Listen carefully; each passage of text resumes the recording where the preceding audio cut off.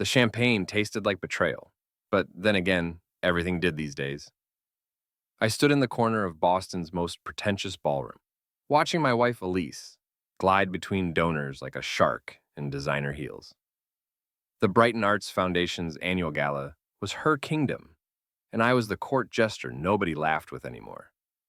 Nick Garrison, right? The set designer? A young reporter shoved a recorder in my face. How does it feel to be nominated for the Innovation Award? Like watching someone else's life through bulletproof glass, I said, swirling my drink. The kid looked confused and moved on. Good. I wasn't in the mood for small talk. Across the room, Elise was deep in conversation with Simon Braddock, the Golden Boy actor who'd been starring in our theater's productions for the past year. Simon had the kind of jawline that made middle-aged women forget their husbands existed. And apparently, that included my wife. You look like someone pissed in your cornflakes. Mark Patterson, my old drinking buddy, appeared beside me with 2 whiskeys. Trouble in paradise? Paradise burned down 6 months ago. I'm just living in the ashes. Mark followed my gaze to where Elise was laughing at something Simon said, her hand lingering on his arm longer than necessary. That kind of trouble. The kind where your wife of 12 years suddenly discovers she's finding herself and you're apparently not part of the journey. The lights dimmed and Judith Greer, the foundation's legendary director, took the stage. At 61, she still commanded attention like a theater goddess, even if her hands shook slightly these days. Ladies and gentlemen, tonight we celebrate the artists who bring magic to our stages, Judith began. Our Innovation Award goes to someone who transforms empty spaces into worlds of wonder. This was it, my moment. After 15 years of building sets, creating the backdrops for other people's stories, I was finally getting recognized. However, Judith continued, this year's recipient has asked that the award be presented by someone special. My stomach dropped as Elise walked onto the stage, radiant in her black evening gown. She took the microphone with practiced ease. The Innovation Award represents vision, creativity, and the ability to bring dreams to life, she said, her voice carrying perfectly through the sound system. This year's winner embodies all of these qualities. I started toward the stage, my heart pounding. Simon Braddock, please join me. The world tilted sideways. Simon walked past me, flashing that $1,000,000 smile, and bounded onto the stage. The applause was thunderous. I stood frozen in the middle of the ballroom as my wife handed my award to her lover. Simon has brought such innovation to our productions this year, Elise continued, her eyes never meeting mine. His interpretation of Hamlet revolutionized how we think about classical theater. He truly deserves this recognition. The crowd ate it up. Simon kissed Elise's cheek, lingering just a moment too long, and launched into an acceptance speech about artistic vision and collaborative spirit. I wanted to vomit. Mark grabbed my arm. Nick, what the hell just happened? I just got publicly executed, I whispered. My phone buzzed. A text from Tessa, Elise's assistant. OMG, are you okay? This wasn't supposed to happen like this. Not supposed to happen like this. So it was supposed to happen, just differently. I pushed through the crowd toward the exit, ignoring the pitying looks and whispered conversations. In the lobby, I nearly collided with Jerry, one of the AV technicians. Mr. Garrison, sir, you need to see this. Jerry's face was pale as he showed me his phone. The backstage camera feed, it's still running. On his screen, I watched Elise and Simon in what they thought was a private moment behind the curtain. They were kissing passionately, their hands roaming over each other with desperate hunger. Turn it off, I said. Sir, that's the thing. It's not just on my phone. The feed is connected to the main display system. If someone switched to the wrong input, as if summoned by his words, chaos erupted from the ballroom. Screams, gasps, the sound of chairs scraping against marble floors. Through the glass doors, I could see the giant screen that had been showing promotional videos now displayed my wife and Simon in their intimate embrace. Oh God, Jerry muttered, frantically tapping his phone. The audio's live, too. Simon's voice boomed through the speakers. He'll never see this coming. Poor coward actually thought he'd win tonight. Elise's laugh was like broken glass. Nick's so pathetic. He builds other people's dreams because he's too weak to have his own. The ballroom exploded into pandemonium. Board members rushed toward the stage, donors stood with their mouths agape, and photographers' cameras flashed like lightning. Elise appeared in the doorway, her face white with horror. Nick, she called out, but I was already moving. I pushed through the crowd, spilling into the lobby, following the exit signs toward the parking garage. Behind me, I could hear Simon's voice, panicked now, trying to explain to someone, probably security, that this was all a misunderstanding. The parking garage was dimly lit and echoing with the sound of fleeing gala attendees. I spotted Simon's silver Porsche in the VIP section and quickened my pace. He was already there, fumbling with his keys, his tuxedo disheveled. "Simon!" I called out. He spun around, his perfect face twisted with guilt and fear. "Nick, listen, this isn't what it looks like." "Really?" "Because it looks like you've been screwing my wife and stealing my award." "It just happened, man. We didn't plan this." "Which part? The affair or the public humiliation?" Simon backed against his car as I approached. The rain had started, turning the concrete slick and dangerous. "Look, Elise and I, we have something real. You two have been over for months. Funny, nobody told me." "Come on, Nick. You had to know. She hasn't been happy in years."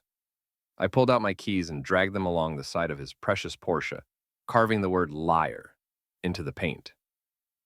Simon lunged forward, but slipped on the wet concrete, landing hard on his buttocks. "You're insane!" he shouted. "No, I'm just getting started." Footsteps echoed through the garage. Judith Greer appeared, flanked by 2 security guards and a handful of board members. Her face was grim. "Mr. Garrison," she said formally, "I believe there's been a terrible mistake tonight. Several, actually. The board would like to speak with you. It seems there are some things we need to discuss about this evening's irregularities." I looked back at Simon, still sitting in a puddle beside his vandalized car, and felt the first spark of something that might have been satisfaction. "Lead the way." The boardroom smelled like old money and older secrets. Judith sat at the head of the mahogany table, her fingers steepled, while the other board members whispered among themselves like conspirators at a funeral. "Nick," Judith began, "first, let me apologize. What happened tonight was unconscionable." "Which part? The theft of my award or the live broadcast of my wife's infidelity?"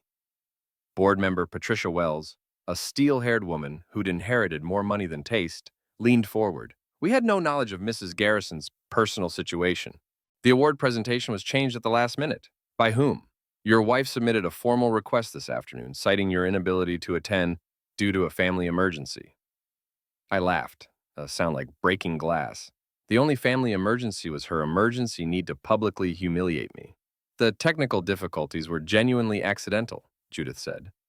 "Jerry confirmed that someone switched the input feeds, but the cameras were supposed to be off." Happy accidents.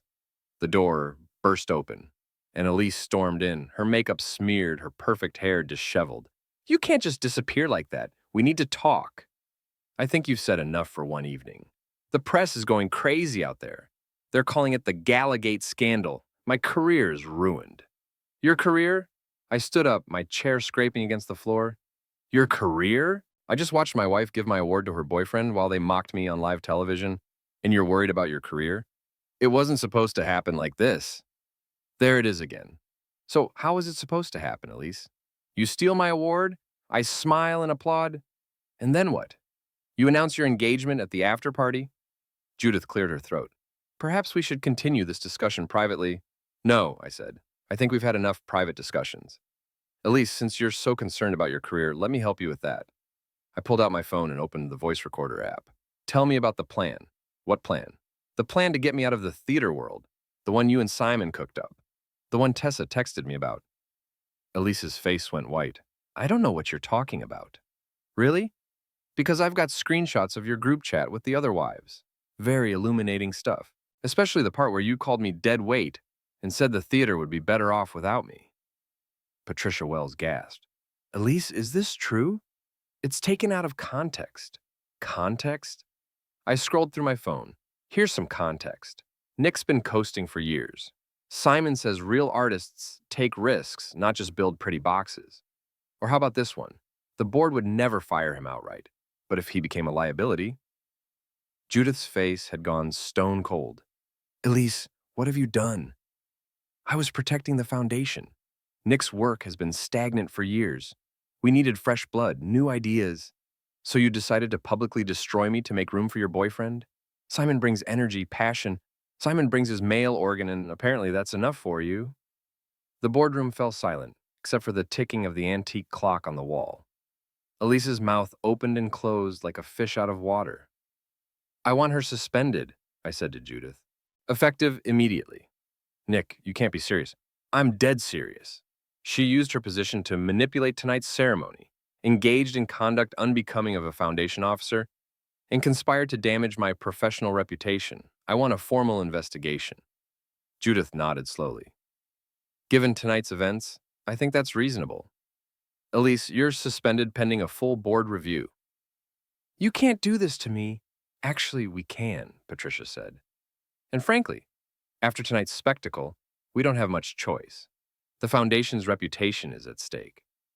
Elise turned to me, her eyes blazing. You'll regret this, Nick. I know things about you, too. Like what? That I work late? That I care more about my craft than schmoozing donors? That I've been faithful to my wife for 12 years while she's been planning my professional assassination? You're pathetic. Maybe. But I'm not the one who just destroyed my career on live television. Security escorted Elise out, her heels clicking angrily on the marble floor. The board members excused themselves one by one, leaving me alone with Judith. I'm sorry, Nick. I had no idea how deep this went. Neither did I until tonight. The board will need to discuss next steps, but would you be interested in taking over Elise's responsibilities temporarily? The Foundation needs someone with institutional knowledge. I almost laughed. You want me to take my wife's job? You want revenge? This would be the ultimate professional vindication. I considered it. Running the Foundation would give me access to everything.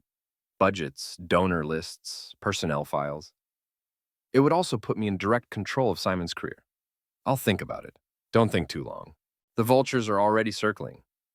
I left the boardroom and walked through the empty ballroom, past overturned chairs and abandoned champagne glasses.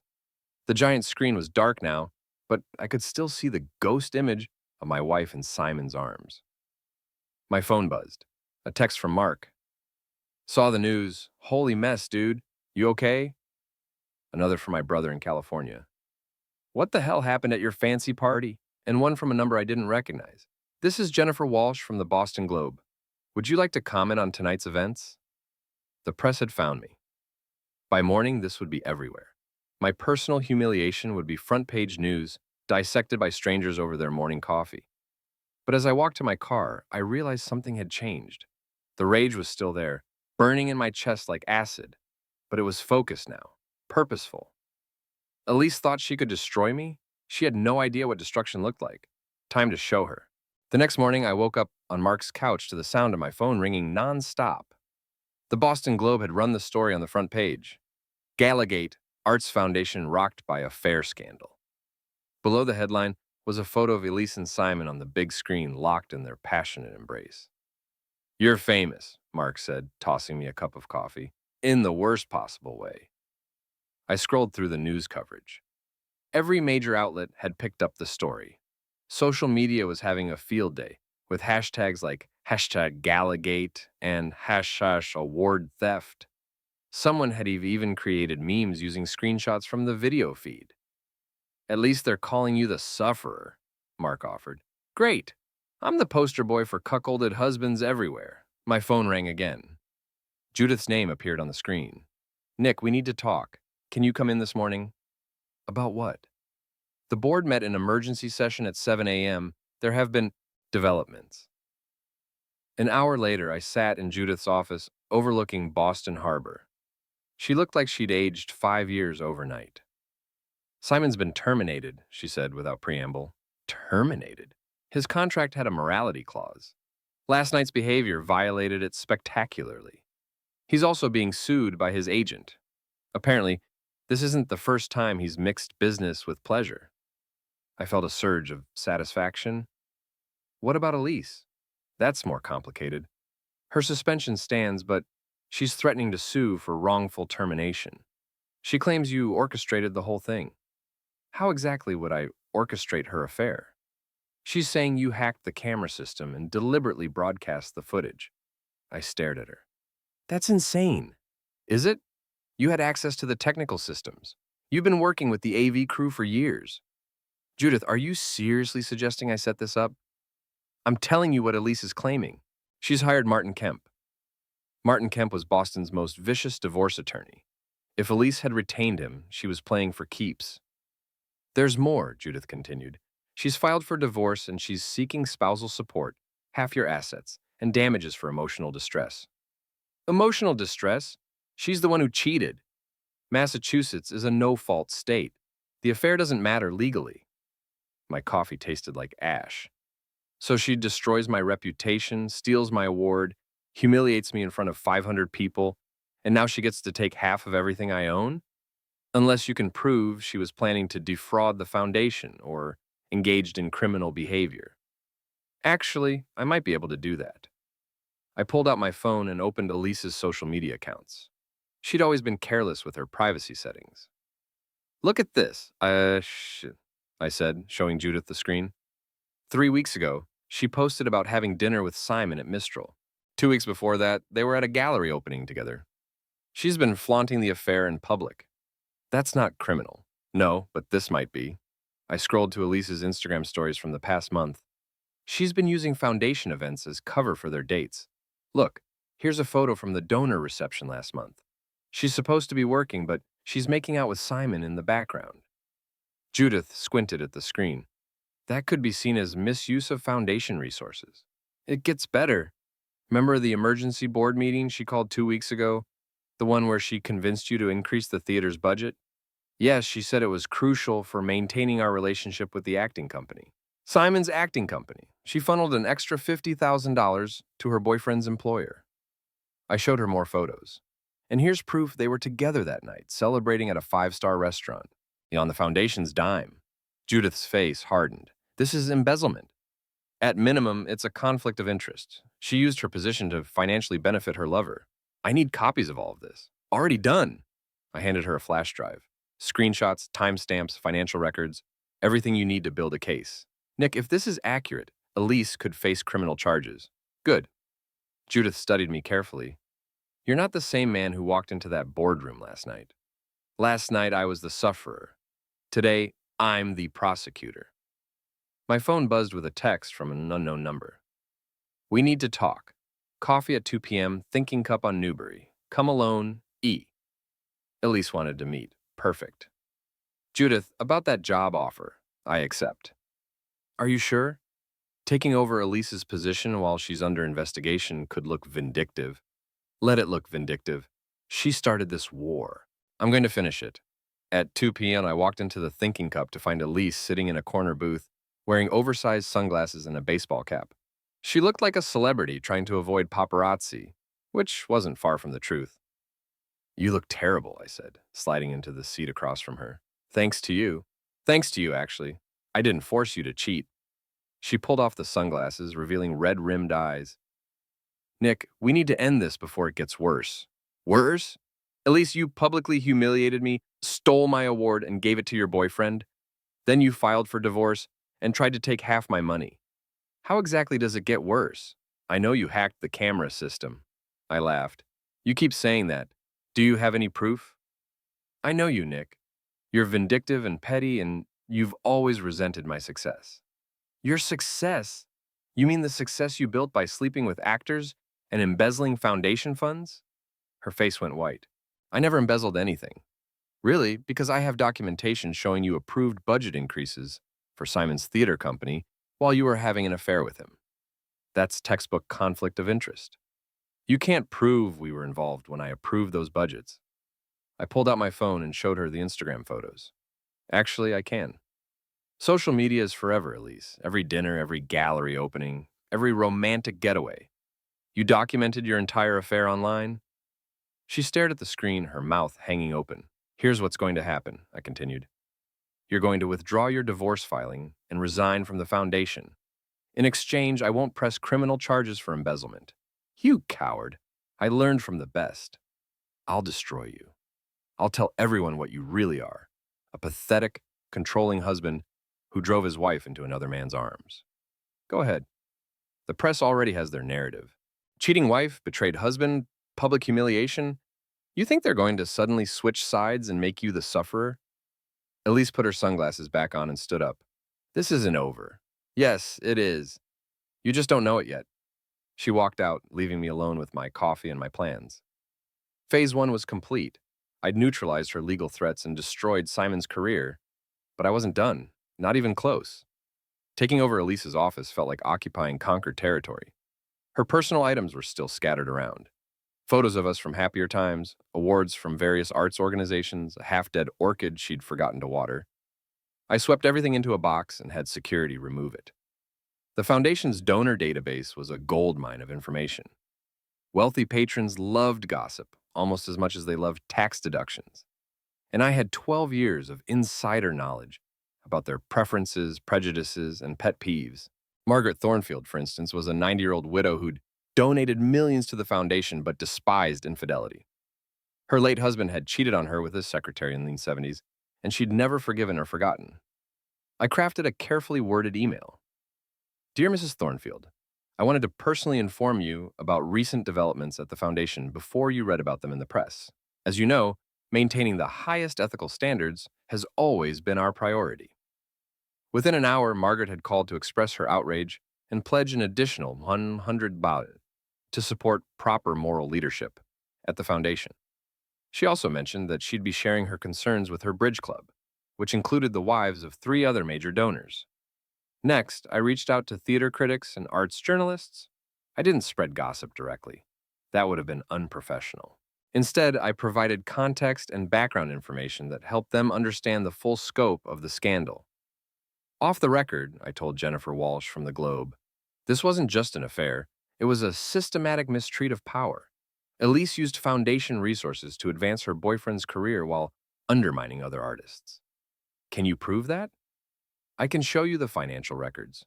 Budget increases, special project approvals, preferential treatment, it's all documented. The follow-up story ran 3 days later. Foundation scandal deepens, questions raised about financial impropriety. It was devastating. The article laid out a timeline of Elise's decisions regarding Simon's theater company, complete with quotes from other actors who felt they'd been unfairly passed over. But my masterpiece was the charity auction. The New England Arts Alliance held their annual fundraiser every October at the Four Seasons. It was the kind of event where Boston's cultural elite gathered to see and be seen while bidding on overpriced artwork and vacation packages. Simon would be there. He'd already committed to attending before his termination, and his ego wouldn't let him hide. Elise would probably stay home, but her absence would be just as damaging as her presence. I arrived early and found Jerry, the AV technician from the gala. He was working the event as a freelancer. Mr. Garrison, I heard about your promotion. Congratulations. Thanks, Jerry. Listen, I need a favor. I explained what I wanted. Jerry looked uncomfortable. I don't know, sir. That seems kind of vindictive. Jerry, did you know that Simon tried to get you fired after the gala? He told the board that the camera malfunction was due to technical incompetence. That wasn't entirely true, but it wasn't entirely false either. Simon had made some disparaging comments about the technical crew during his damage control efforts. Jerry's face hardened. He said that? He threw you under the bus to save his own reputation. Now he's here, probably telling everyone who will listen that he was the real sufferer in all this. What do you need me to do? The plan was simple. During the cocktail hour, Jerry would play a highlight reel of Simon's performances on the lobby screens. Nothing unusual there. It was standard practice to showcase local talent. But buried in the footage would be clips from the gala night, including audio of Simon's disparaging comments about the donors and board members. He called Mrs. Patterson a dried-up old bat with more money than sense, I reminded Jerry. That was right before the camera caught him with Elise. At 8 p.m., the cocktail reception was in full swing. Simon held court near the bar, surrounded by a small group of admirers who either hadn't heard about his termination or were pretending not to care. I positioned myself across the room and waited. The screens flickered to life with footage of Simon's acclaimed performance in Hamlet. The crowd murmured appreciatively. Then came clips from Romeo and Juliet, followed by his award-winning turn in End of a Salesman. And then came the gala footage. It started innocuously enough. Simon on stage accepting the award that should have been mine. But as the clip continued, It cut to backstage footage of Simon and Elise in their passionate embrace. The room fell silent. "Turn it off," someone hissed, but Jerry was nowhere to be found. Simon's voice filled the room. "These people are such sheep. They'll throw money at anything if you tell them it's art." Patricia Wells, the board member he'd called a dried-up old bat, stood frozen with her martini halfway to her lips. More audio played. "The donors are easy marks. Flatter their egos, make them feel sophisticated, and they'll write checks all night." Simon pushed through the crowd toward the AV booth, his face red with panic and rage. But the damage was done. The city's most influential arts patrons had just heard him mock them as gullible fools. "This is a setup," Simon shouted. "Someone edited this footage." But his protests fell on deaf ears. The crowd was already dispersing, donors gathering their coats and heading for the exits. I watched Mrs. Thornfield shake her head in disgust as she told her companions, "I've never been so insulted in my life." By the time security shut down the video feed, half the room had emptied. Simon stood alone near the bar, his career in ruins and his reputation destroyed. I walked over to him, my footsteps echoing in the suddenly quiet ballroom. "Enjoying the party?" I asked. "You did this." "I didn't make those comments, Simon. I just made sure people heard them." "You're insane." "No, I am thorough. Did you really think you could destroy my life without consequences?" Security guards approached, summoned by the event organizers. Simon would be escorted out in disgrace, his name permanently associated with scandal and betrayal. "This isn't over," he said as the guards took his arms. "Yes, it is. You just don't realize it yet." I watched them lead him away, then turned to survey the damage. The New England Arts Alliance would never invite Simon to another event. Word would spread through the donor network like wildfire. By morning, he'd be persona non grata in Boston's cultural community. One down, one to go. The Brighton Arts Foundation's closing gala was supposed to be Elise's comeback. Despite her suspension, she'd been working behind the scenes, calling in favors and making promises she couldn't keep. Somehow, she'd convinced the interim board to let her make a farewell address, a chance to rehabilitate her image and position herself as the wronged party in our very public divorce. I had other plans. "The security footage from her office is interesting," Jerry said, handing me a flash drive. "She's been meeting with donors after hours, promising them things that aren't hers to promise." I plugged the drive into my laptop and watched Elise in action. There she was, 3 nights ago, entertaining Charles Morrison, a wealthy real estate developer who'd been courting the foundation for months. "Once this mess blows over, I'll be back in charge," she told him, "and I can guarantee your development project gets the historical preservation exemption you need." The foundation had no authority over historical preservation, but Morrison didn't know that. He handed her an envelope, probably cash, definitely a bribe. "This is perfect," I said. "There's more. She's been using her access card to get into the building after hours. Technically, she's trespassing. Have you reported this to the board? I thought you might want to handle it personally." Smart man. Jerry had learned to pick the winning side. The gala was held at the Boston Opera House, a grand venue that seated 2,600 people. Every ticket had sold out, partly due to genuine support for the arts, but mostly because everyone wanted to witness the next chapter of the scandal that had captivated the city. I arrived early and made my way backstage. As the foundation's interim director, I had access to everything: lighting controls, sound systems, video feeds. I'd spent the afternoon rehearsing my presentation with the technical crew, making sure every detail was perfect.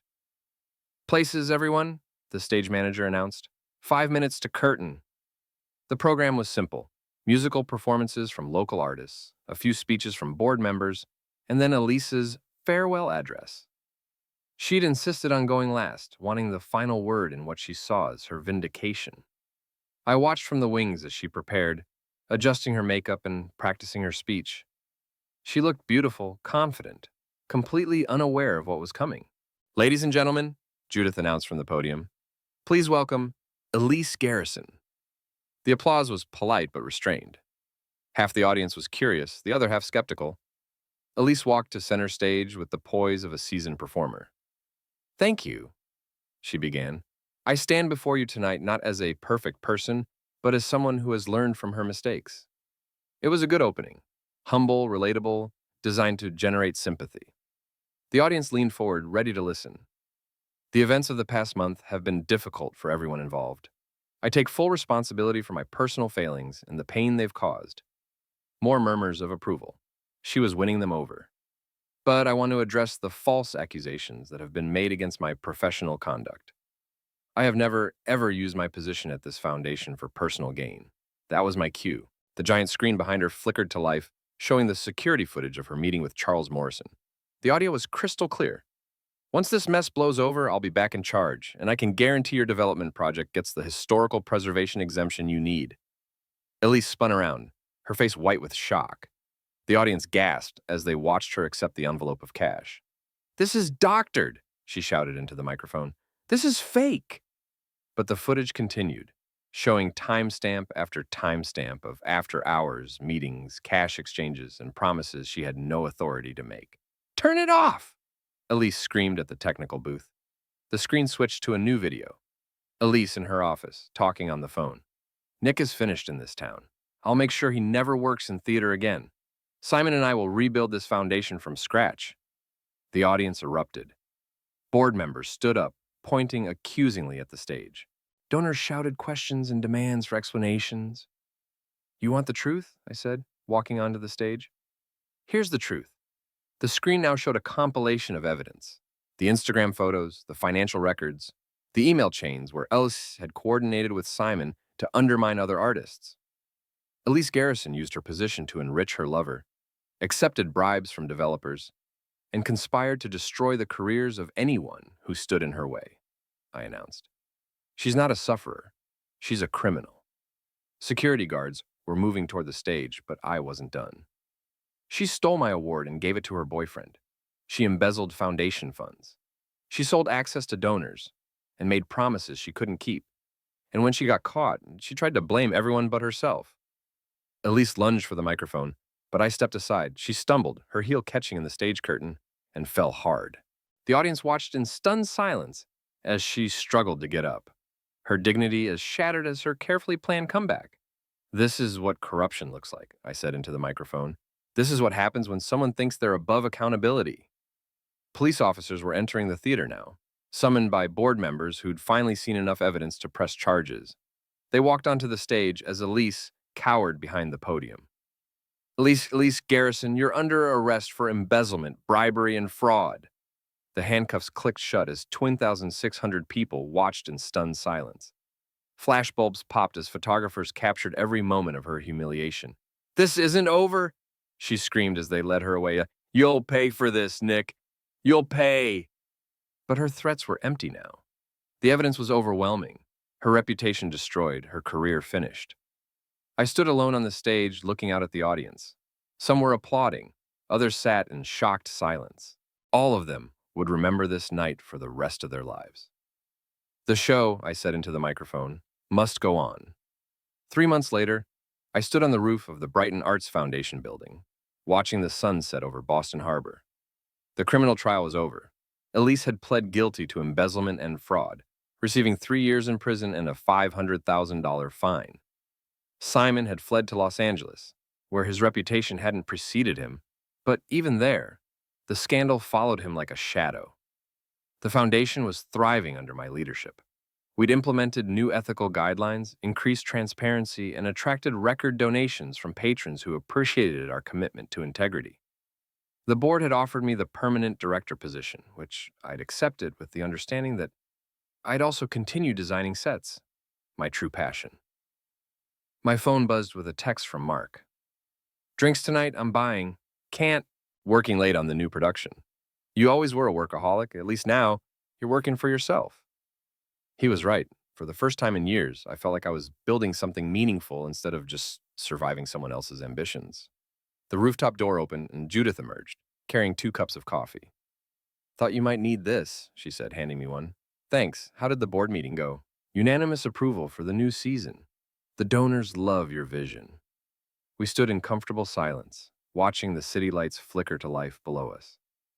"Do you ever regret it?" Judith asked. "The way you handled everything?" I considered the question. "Do you mean do I regret exposing corruption and criminal behavior? You know what I mean. It was thorough. Elise made her choices. I just made sure there were consequences. And Simon? Simon was collateral damage in someone else's war. Judith nodded. The press is calling you the vengeful husband. How does that feel? Better than pathetic deceived partner, which is what they were calling me before. She laughed. Fair point. My phone rang, an unknown number with a California area code. I almost didn't answer, but curiosity got the better of me. Nick Garrison. It's Simon. I walked to the edge of the roof, away from Judith. What do you want? I'm calling to apologize. For everything. Apology noted. I know you probably don't believe this, but I never meant for things to go as far as they did. You mean you never meant to get caught? No, look, Elise was the one with the plan. I was just stupid enough to go along with it. What plan? The whole thing. Getting you out of the foundation, taking over the theater program, building a new power structure with her as director and me as the featured artist. I felt a chill that had nothing to do with the October wind. She planned my humiliation? The award thing was her idea. She said you'd be hurt for a while, but you'd get over it. She never expected the camera feed to go live. But everything else was calculated. The affair, the public displays, even the timing of the divorce filing. She wanted to destroy your reputation so completely that you'd have no choice but to leave Boston. I closed my eyes, feeling the full weight of her betrayal. It hadn't been passion or impulse. It had been a systematic campaign to erase me from my own life. Why are you telling me this now? Because I'm broke. My career is over. And I can't sleep at night. She destroyed both of us, Nick. We were just too stupid to see it. Speak for yourself. You got your revenge. I respect that. But don't think for a second that you were the only sufferer here. The line went dead. I stood there for a moment, processing what I'd learned. Elise hadn't just cheated. She'd orchestrated an elaborate scheme to steal my life and replace me with a younger, more malleable version. Everything okay? Judith asked. Better than okay. I walked to the center of the roof, where a small pile of debris had been left by the construction crew working on the new lighting system. Among the scraps was a piece of the old foundation sign, the one that had hung in the lobby for 20 years, featuring Elise's name as arts director. I picked up the metal plaque and held it up to catch the last rays of sunlight. For 12 years, I'd lived in the shadow of her ambition, building sets for her vision, supporting her dreams while my own withered away. You know what the best part is? I said to Judith. What's that? She thought she was so clever, so much smarter than everyone else. She had it all planned out. My destruction, Simon's rise, her triumphant reign over Boston's cultural scene, but she made one crucial mistake, which was, she underestimated me. I walked to the edge of the roof and held the plaque over the side, and 20 stories below, the street was empty except for a few late commuters heading home to their families. Some stages are meant to be burned, I said, and let the plaque fall. It tumbled through the darkness, catching streetlight as it spun until it hit the pavement with a satisfying crash. The sound echoed off the surrounding buildings like applause. Judith joined me at the railing. Feel better? I feel free. Behind us, the rooftop door opened, and Mark appeared, carrying a bottle of champagne and 3 glasses. Thought we should celebrate, he said. The Globe just announced their year-end awards. Guess who won Bostonian of the Year for exposing corruption in the arts community? He handed me the newspaper. There was my photo on the front page above the headline, The Man Who Saved Boston Theater. They're calling you a hero, Judith said. I'm not a hero. I'm just someone who refused to be a sufferer. We opened the champagne as the city sparkled below us. Tomorrow I'd start work on a new production, an original play I'd been writing in my spare time, about a man who discovers his true strength only after losing everything he thought he wanted. But tonight, I stood on top of the world I'd rebuilt from the ashes of my old life, surrounded by people who respected me for who I was rather than what I could do for them. Elise had tried to erase me, to write me out of the story of my own life. Instead, she'd given me the greatest gift possible, the motivation to become the man I was always meant to be. The night wind carried the sound of laughter up from the street below, where people were heading home to their ordinary lives, their small dramas, their private disappointments and quiet victories. I'd been one of them once, invisible and unimportant. Not anymore. I raised my glass to the darkness and smiled. The end